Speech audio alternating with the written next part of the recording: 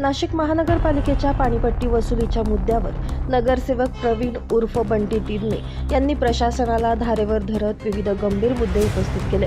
नागरिकांना चुकीची आणि वाढीव पाणीपट्टीची बिलं दिली जात असल्याची तक्रार त्यांनी केली आहे। अनेक भागांमध्ये नियमित पाणी पुरवठा होत नसतानाही पूर्ण पाणीपट्टी आकारली जात असल्याचा आरोप त्यांनी केला।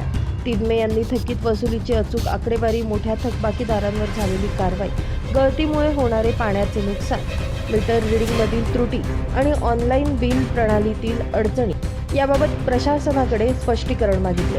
तसेच प्रामाणिकपणे पाणीपट्टी भरणाऱ्या नागरिकांवर अन्याय होणार नाही यासाठी पारदर्शक वसुली प्रक्रिया राबवावी अशी मागणीही त्यांनी केली।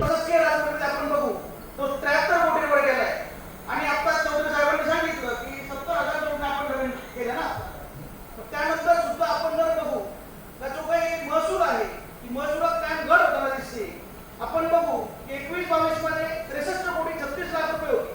त्यानंतर 2022-23 मध्ये 64 लाख 10 लाख होते। त्यानंतर 2023-24 मध्ये ती घसरण होऊन 53 कोटी 88 लाख होते। त्यानंतर 24-25 मध्ये आणखी घसरून 47 कोटी 19 लाखांवर आली आहे। 2025 मध्ये पुन्हा वाढ होऊन 60 कोटी 34 लाखांवरती आली आहे। सन 2022-23 पेक्षा सुमारे 3 कोटी 66 लाख रुपये कमीच महसूल आपल्याला मिळाला आहे। तर या संदर्भात जे आपले खाते प्रमुख असतील किंवा जे कोणी अधिकारी असतील, पाणी गळती असेल किंवा जो आता बहुनी पण विषय घेतला की जे काही बिल्डर्सच नाही तर जे काही हॉटेल्स असतील की आपण चौकशी केली तर काय परिस्थिती आहे की कितीतरी हॉटेल्स आहेत तर तिथे त्यांचे डिसेंबर त्यांचे रूम्स आहेत पण त्याला फक्त 50 रुपयात घरपट्टी लागू होती। असे कितीतरी विषय आहेत। बिल्डर्सला किती लाखांमध्ये घरपट्टीच लागू झाली।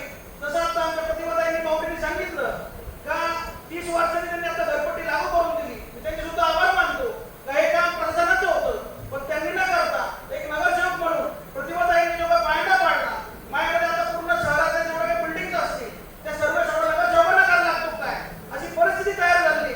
तर महापौरताई जो काही आकडेवारी मी सांगितली तर एवढा तोटा का झाला, महसूल आपला कमी का होतोय तर याची विचारणा सुद्धा आपण प्रशासनाला केली पाहिजे। व या विषयानंतर जो काही 122 नगरसेवकांची काही फसवणूक झाली आहे संदर्भात त्या संदर्भात मला बोलू द्यावं एवढी आपल्याला विनंती आहे। याशिवाय चुकीची बिलं तातडीनं दुरुस्त करून नागरिकांना दिलासा द्यावा आणि पाणी पुरवठा सुधारण्याबरोबरच वसुलीचे नियोजन प्रभावीपणे करावे अशी भूमिका त्यांनी मांडली। पाणीपट्टी वसुलीतील अनियमितता दूर करून नागरिकांचा विश्वास संपादन करण्याची गरज असल्याचंही तिडमे यांनी यावेळी स्पष्ट केलंय। ब्युरो रिपोर्ट, पंचनामा न्यूज, नाशिक।